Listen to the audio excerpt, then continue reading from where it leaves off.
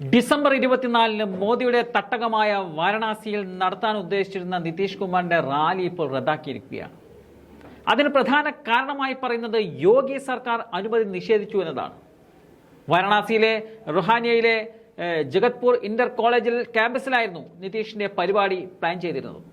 എന്നാൽ പ്രാദേശിക ഭരണകൂടത്തിന്റെയും സംസ്ഥാന സർക്കാരിന്റെയും സമ്മർദ്ദത്തിന്റെ ഭാഗമായി കോളേജ് അധികൃതർ അവസാന നിമിഷം അനുമതി റദ്ദാക്കുകയായിരുന്നു എന്നതാണ് JDU നേതാക്കൾ പറയുന്നത്.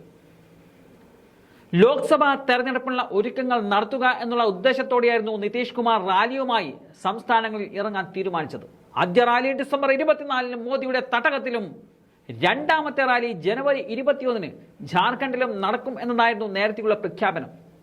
5 സംസ്ഥാന തെരഞ്ഞെടുപ്പുകളിൽ കോൺഗ്രസിന്റെ ദയനീയ പരാജയത്തെ തുടർന്ന് നിതീഷ് കുമാർ തന്നെ റാലിയുമായി രംഗത്ത് വരികയായിരുന്നു. നിതീഷിന്റെ ഈ നീക്കം കോൺഗ്രസിന് കൂടിയുള്ള സന്ദേശമായി മാറുന്നതായിരുന്നു. എന്നാൽ നിതീഷിന്റെ റാലി ഇപ്പോൾ റദ്ദാക്കിയതോടെ മോദിക്കെതിരെ തിരിയുകയാണ് കോൺഗ്രസ് അടക്കമുള്ള പ്രതിപക്ഷം. പരാജയ ഭയമാണ് മോദിയെ വേട്ടയാടുന്നത്. അതാണ് അദ്ദേഹം യോഗിയെ ഉപയോഗിച്ചുകൊണ്ട് റാലി തടയാൻ ശ്രമിക്കുന്നത് എന്നതാണ് പ്രതിപക്ഷം പറയുന്നത്.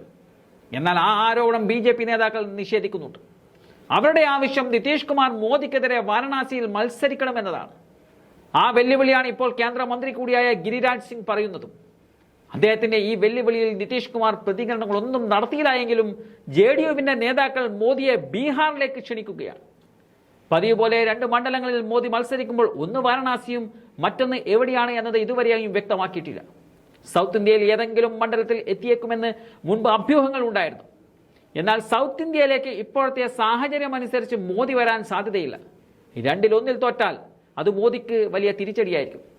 അതുകൂടി കണക്കിലെടുത്താവും രണ്ടാമത്തെ മണ്ഡലം ഏത് എന്നത് മോദി തീരുമാനിക്കുകയുള്ളൂ.